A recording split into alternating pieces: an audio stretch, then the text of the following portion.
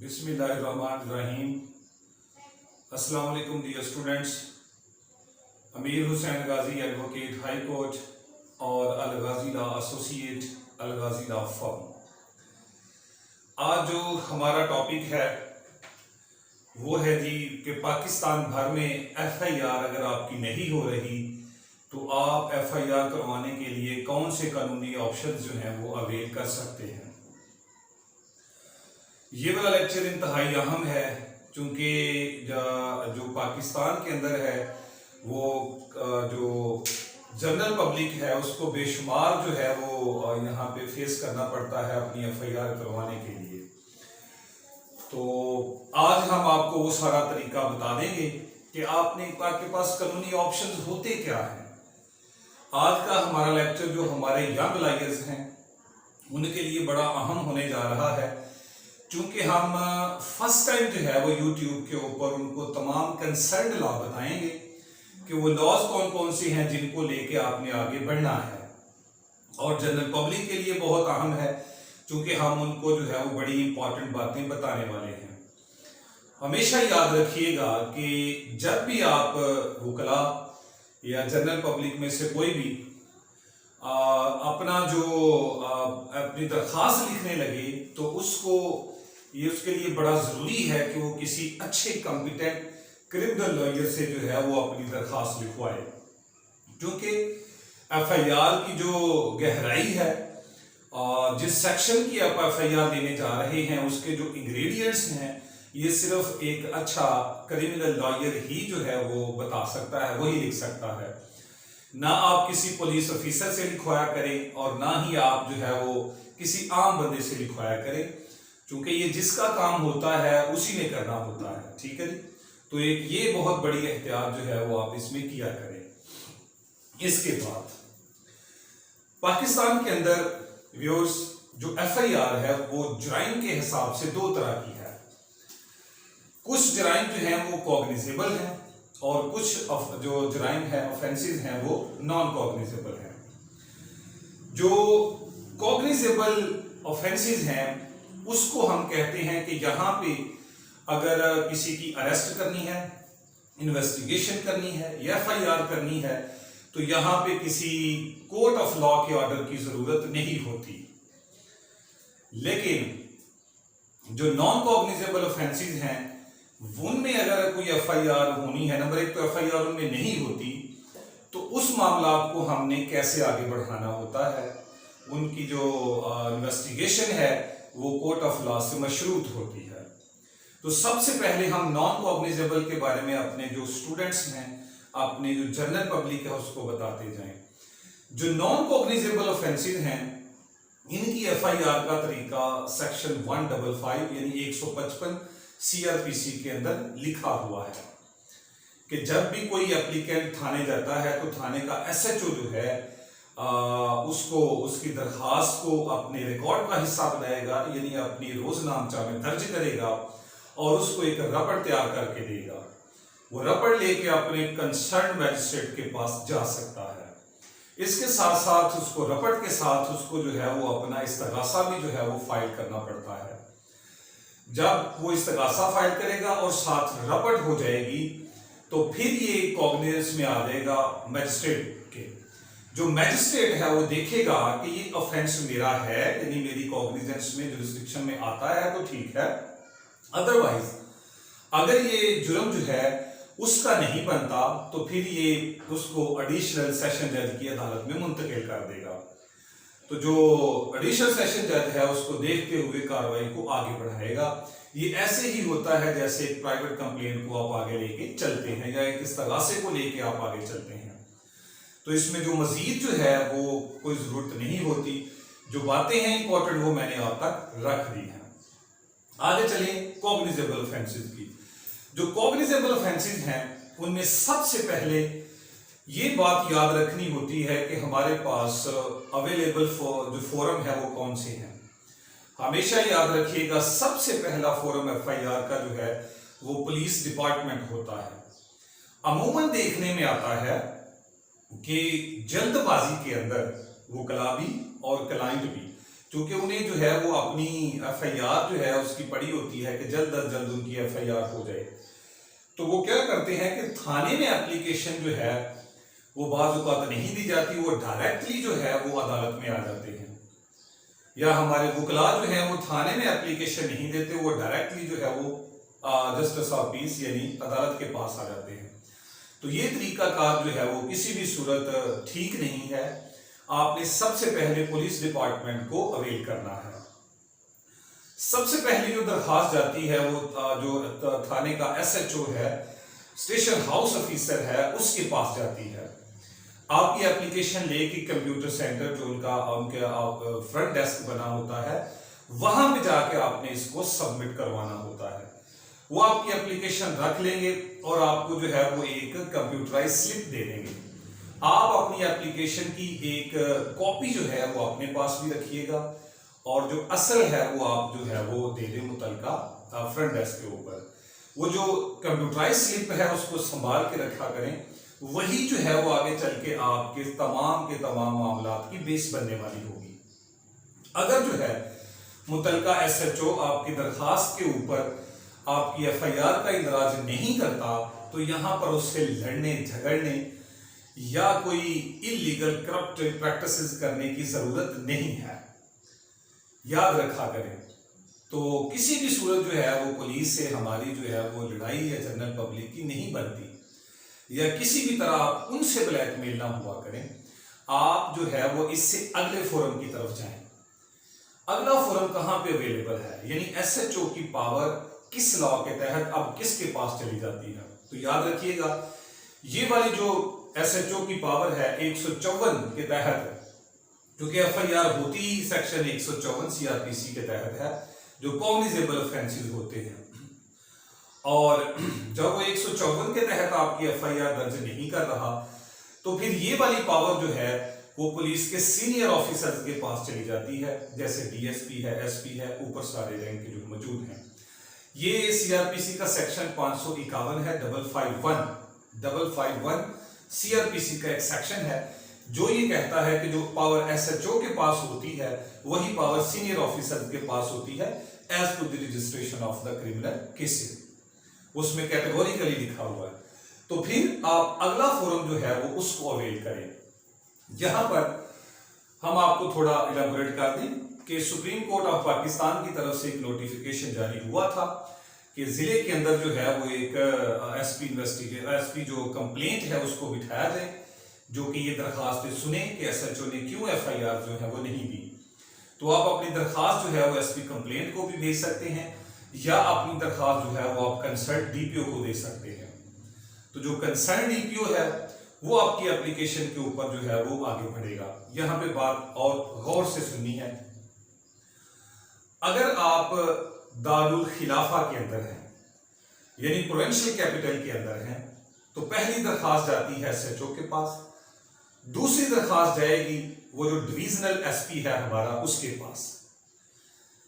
अगर आप city district governments के अंदर हैं यानी मेट्रोपॉलिटन शहरों के अंदर हैं, जैसे गुजरावाला है, जैसे फैसलाबाद है, मुल्तान है, रावलपिंडी है, तो पहली दरखास्त जाती है जी एसएचओ के पास और जो दूसरी दरखास्त है वहां पे भी डिविजनल एसपीज के पास जाती है, क्योंकि वहां पे डीपीओ का कॉन्सेप्ट नहीं होता। अब आ जाए जो डिस्ट्रिक्ट हैं, ओनली डिस्ट्रिक्ट हैं, जैसे नारोवाल है, जैसे सियालकोट है, सॉरी नारोवाल है, जैसे मंडी बहाउद्दीन है, वगैरह वगैरह, जो डिस्ट्रिक्ट ही हैं जिनको जो है मेट्रोपॉलिटन का दर्जा जिनके पास नहीं है, तो पहली दरखास्त वहां एसएचओ के पास जाती है और दूसरी दरखास्त वहां पे जो है वो एसपी कंप्लेंट या डीपीओ के पास जाती है। तो दरखास्त लिखते वक्त जो है वो ये एहतियात इंतहाई जरूरी है।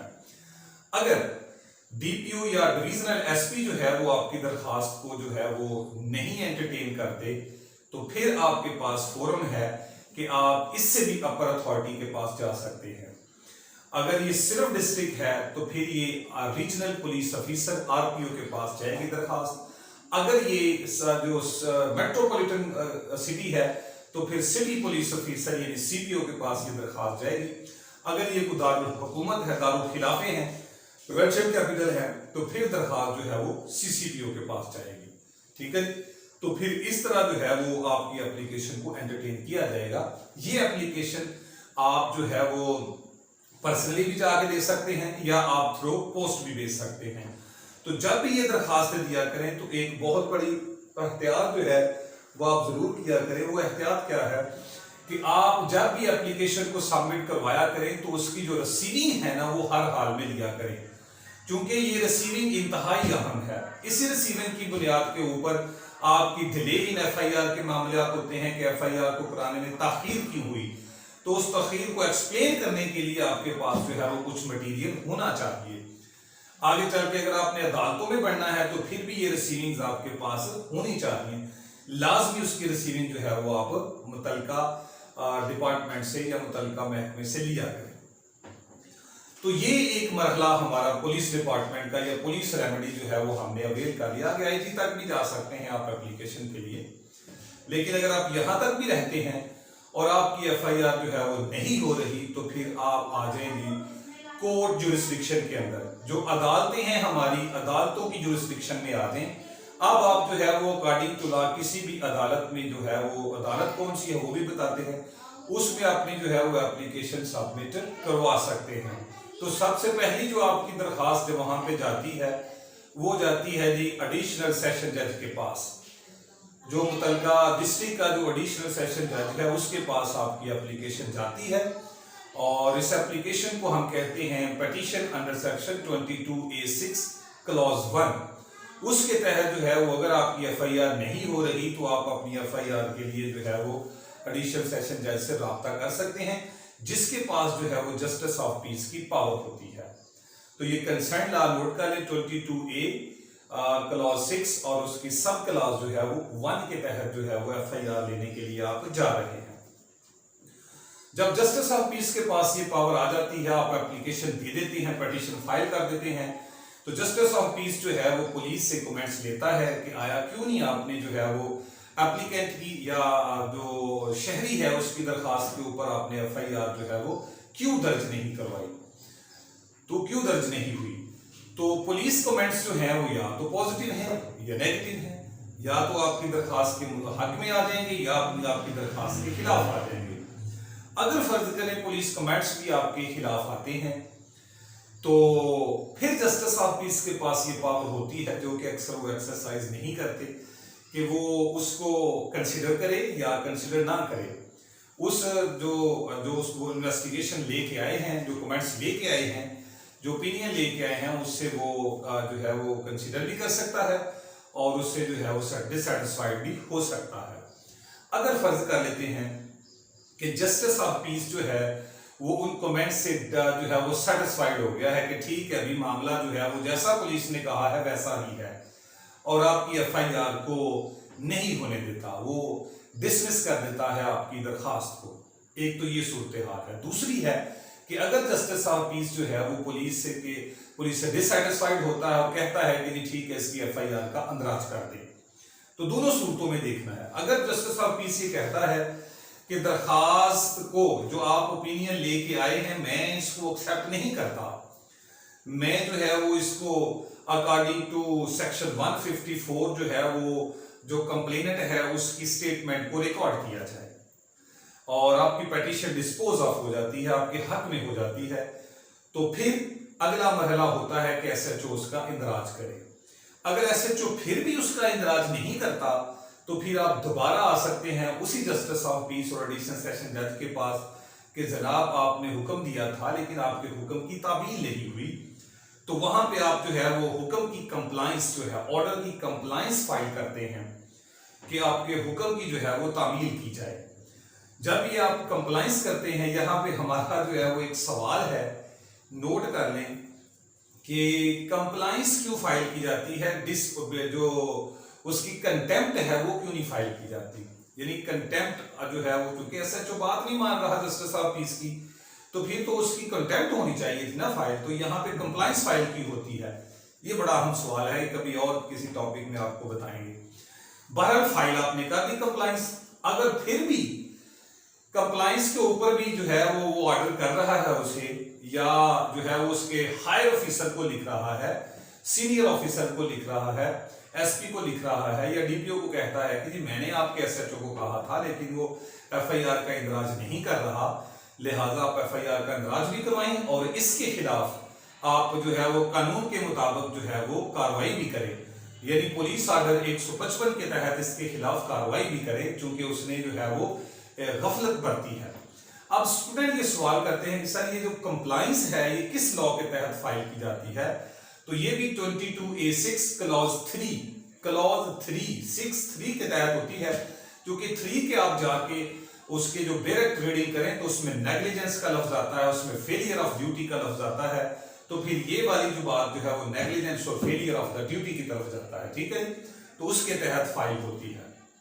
आगे चले, अगर जस्टिस ऑफ पीस जो है वो आपकी फिर भी जो है आपकी जस्टिस ऑफ पीस जो है वो आपकी एप्लीकेशन को पिटीशन को डिसमिस कर देता है और उसके ऊपर वो एफआईआर नहीं देता, तो फिर नेक्स्ट फोरम जो आपके पास अवेलेबल होता है वो हाई कोर्ट होता है।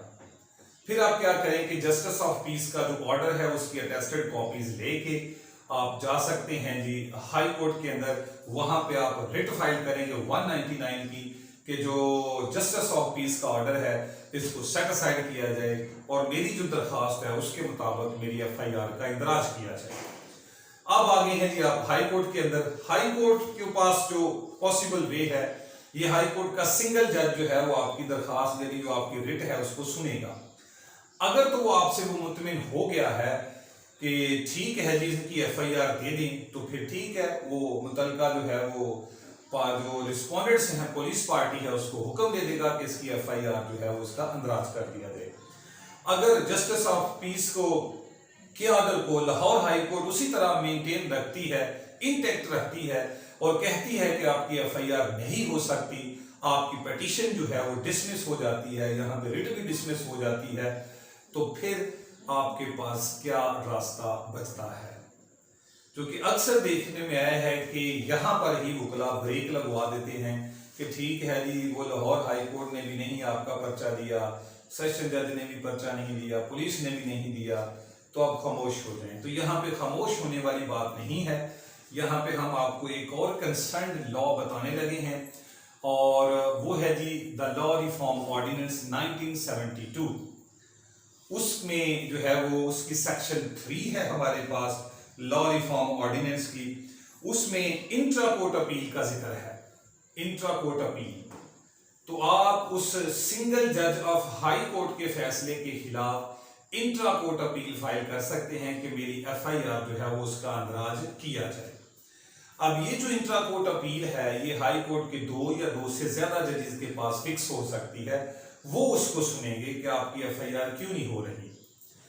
और ये इंट्रा कोर्ट अपील जो है वो आपने 20 दिन के अंदर अंदर फाइल करनी होती है, यानी जिस दिन आपका जो है वो ऑर्डर हो गया उस ऑर्डर से लेके आपने 20 दिन के अंदर अंदर अपनी इंट्रा कोर्ट अपील जो है वो फाइल करनी होती है। ये इंट्रा कोर्ट अपील का लिमिटेशन पीरियड कहां पे लिखा है?